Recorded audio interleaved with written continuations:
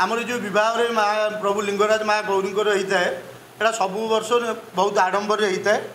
समस्त प्रशासन अधिकारी और लिंगराज मंदिर समस्त सेवायत बृंद मान सहयोग नहीं बहुत शांति श्रृंखला शेष होता है। बर्तमान आमर यही वर्षर जो 2025 आम आयोजन करूँ महाप्रभु दया 30 तारीख मंगन पड़ू शुक्रवार, 31 तारीख विवाह शनिवार और रविवार पड़ू शीतल षष्ठी जो दिन महाप्रभु गमन करेंगे निज मंदिर को। बर्तमान शनिवार आमर मंगुला कार्य अच्छी जो आमर अष्टचंडी मान निमंत्रण होता है सेटा आसवे सब लिंगराज सेवायत पत्री आ पूजा पंडा और सहित खेचेड़ी आम जमी परंपरा हुए सेमती अष्टमात्र निमंत्रण हम। मंगुला कार्य सरला यहाँ मंगन कार्य समापन पर दिन विवाह आमर जोटा मंदिर जो समय निर्घंट होती राति 11 ରୁ 12ଟା भितर महाप्रभु से लिंगराज मंदिर से बाहर केदारगौरी मंदिर को तांकर जहाँ बाजा बाण प्रसेसन सहित से बाहर केदारगौरी मंदिर को। एठार केदारगौरी मंदिर तरफ आमर जोटा हुए जमी बाटवरण जोईकी जमी निमंत्रण कराए जोईकी बाटवरण करी जो मैंने सेवायत मैंने सहित आसी जो मैंने बरजात्री हिसाब से सम्मान सहित गामुछा और आप नानादी मिष्टान और आमर जहाँ रही मंदिर तरफ सम्मान दिज्व। सम्मान दिया सब एठार विवाह आमर जमी मनुष्य मान विवाह चले प्रथम पहर द्वितीय पहर तृतीय पहर चतुर्थ पहर सेमती चतुर्थ पहर पर्यटन यही हाथ गंठी पड़ो। हाथ गंठी लिंगराज महाप्रभु सेवायत पार्वती माँ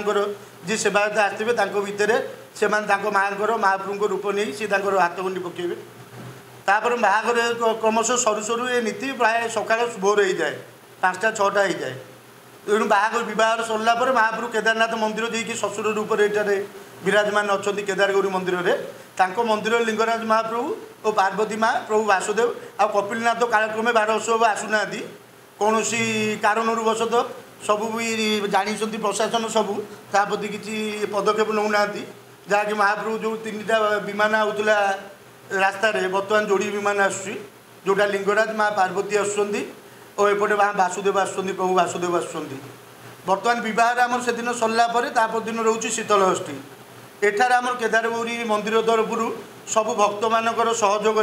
एठार अष्टपहरी नाम यज्ञ होता है 3 दिन धरी मंगन विवाह शीतल षष्ठी से दिन समापन दिवस एठार प्राय 15 ରୁ 20 हज़ार लोक खाया दि जाए खेचेड़ी डालमा खटा खीरी और नानादी मिष्टान सहित यहाँ महाप्रभुर शीतल षष्ठी दिन सन्ध्या बेलू आरंभ हो महाप्रभु सरिया पर्यंत महाप्रभु दया अन्नपूर्णा भोग हुए जेपर्यंत चाली अन्न डालमा थी से पर्यंत लोक खाऊे।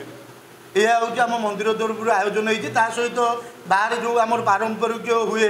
नृत्य गीत संगीत ताकू भी जमी हुए सब वर्ष भगवान को आशा कर सब भले भले सर मंदिर ठाकुर प्रसाद सेवन करने बहुत प्रकार सुविधा कराई एवं संध्या 6टा ରୁ राति 11ଟା पर्यंत ये लोक प्रसाद सेवन करेंगे। प्रशासन भी व्यवस्था कराई एवं केमती शांति श्रृंखला सह लोक ये प्रसाद सेवन करेंगे आमर प्रशासन पुलिस भाई मैंने आमको सहयोग करती मीडिया भाई मैंने भी बहुत बाहर रही आमको भी सब सहयोग करती। तो सहीटा किसी बड़ कथा न बड़ कथा ये हूँ जो 3 दिन 4 दिन ये जो नाम संकीर्तन हम जो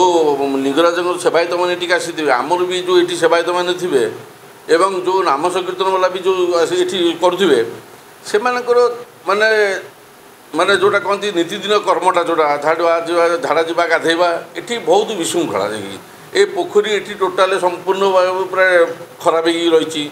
झाड़ा जावाई गोटे टॉयलेट ना एत श्रद्धालु आसवे कौट गोटे किए क्या लाट्रिन लगे कौटी बसिया कौट सुविधा नहीं आम कह कथा कौन एत टका खर्च है कि कौन कहीं भी गोटे पोखरी कि मंदिर में कहीं गोटे ध्यान दौना जेहेतु गोटे बड़ फेस्टिवल यहाँ लिंगराज महाप्रभु यहाँ बड़ फेस्टिवल यहाँ गोटे केदारगौरी गोटे बड़ फेस्टिवल या कहीं ध्यान दि जाऊनी कौन दि जाऊनी। आम तो सरकार को अपील कर जो 3 दिन जो प्रोग्राम रोचे आम चाहूँ प्रोग्राम केमी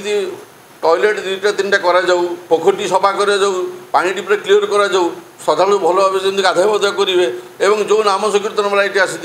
सी केमी भल भाव स्नान कर कर्म को आगे।